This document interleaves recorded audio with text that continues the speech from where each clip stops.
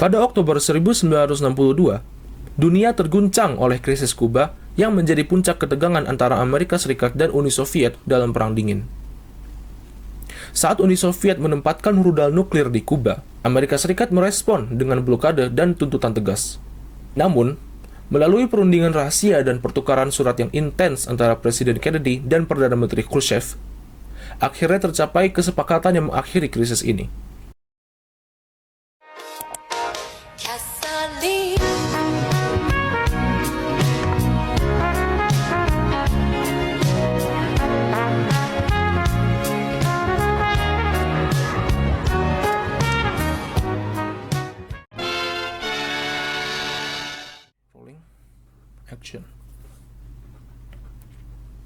Krisis Kuba adalah sebuah krisis yang terjadi antara 14-28 Oktober 1962 sebagai akibat dari Perang Dingin antara Amerika Serikat dan Uni Soviet.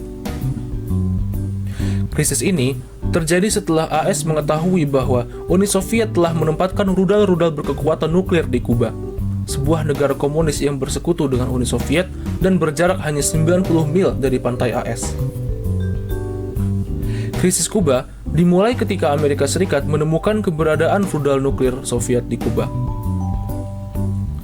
Presiden AS pada saat itu, John F. Kennedy, menganggap tindakan ini sebagai ancaman serius terhadap keamanan nasional dan mengeluarkan pernyataan keras menuntut penghapusan rudal tersebut. Contributing to the defense capabilities of Cuba, unquote. That, and I quote him, train. Amerika Serikat segera melakukan blokade terhadap Kuba yang bertujuan untuk mencegah pengiriman lebih lanjut senjata nuklir dan mengurangi ketegangan. Guantanamo, U.S. base on Cuba, the Americans sent strong reinforcements of Marines and withdrew dependence of. Krisis Kuba ini hampir memicu perang nuklir antara dua negara tersebut. Sadar akan bahaya yang mengintai, kedua pihak, AS dan Uni Soviet, menyadari perlunya berdialog untuk mencari solusi damai. Berbagai upaya dilakukan dalam akhiri krisis ini, termasuk melewat perundingan rahasia melalui pertemuan langsung antara Kennedy dan pemimpin Soviet Nikita Khrushchev dan juga lewat Kennedy-Khrushchev Agreement.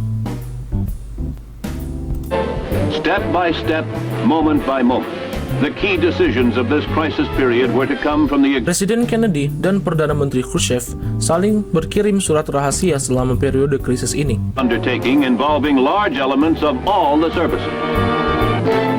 PM Khrushchev mengajukan tawaran kepada Presiden Kennedy lewat surat yang dikirim pada tanggal 26 Oktober 1962.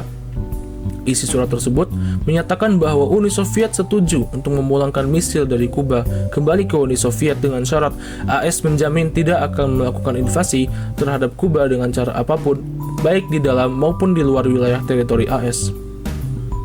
PM Khrushchev juga menuntut penghentian karantina kapal-kapal Soviet yang menuju ke Kuba. Keesokan harinya, Soviet mengirimkan surat kedua yang meminta AS memindahkan misil Jupiter dari Turki. Acquired by virtue of this effort were used as the primary basis for major U.S. government decisions made during the Cuban crisis. Namun, AS hanya merespon secara resmi surat pertama dan menyepakati tawaran Soviet yang ada di dalam surat tersebut. Meskipun demikian, AS setuju untuk memindahkan misil Jupiter dari Turki, walaupun tidak diumumkan secara publik untuk menghindari ketegangan dengan Turki. Dalam respon atas persetujuan tersebut, AS juga menyatakan bahwa pembongkaran dan pemulangan senjata di Kuba harus dilakukan di bawah pengawasan PBB.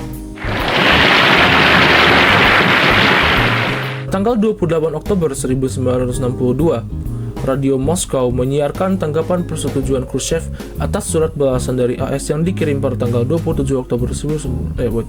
Section 4 ya. Diplomatic channels. Two world leaders have come to take each other's measure. Both welcome the test. Pada tanggal 28 Oktober 1962, Radio Moskow menyiarkan tanggapan persetujuan Khrushchev atas surat balasan dari AS yang dikirim pada tanggal 27 Oktober 1962. AS pada tanggal yang sama mengirim telegram kepada Uni Soviet sebagai tanggapan terhadap siaran tersebut. Dengan begitu, Kedua belah pihak menyetujui bahwa akan terjadi pemulangan misil dan senjata lainnya dari Kuba ke Uni Soviet dengan pengawasan PBB, penghentian karantina kapal-kapal Soviet, jaminan untuk tidak melakukan invasi ke Kuba, sekaligus tidak akan mencoba menjatuhkan rezim Fidel Castro secara militer, serta pemindahan misil Jupiter dari Turki.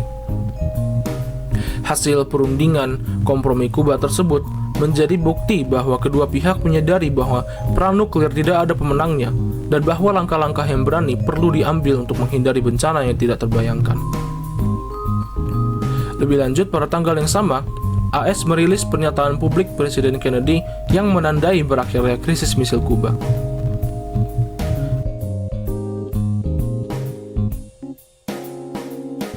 Krisis Kuba telah menjadi titik balik dalam Perang Dingin karena membuat baik AS maupun Soviet menyadari bahaya dari persaingan senjata nuklir dan mulai mencari jalan damai.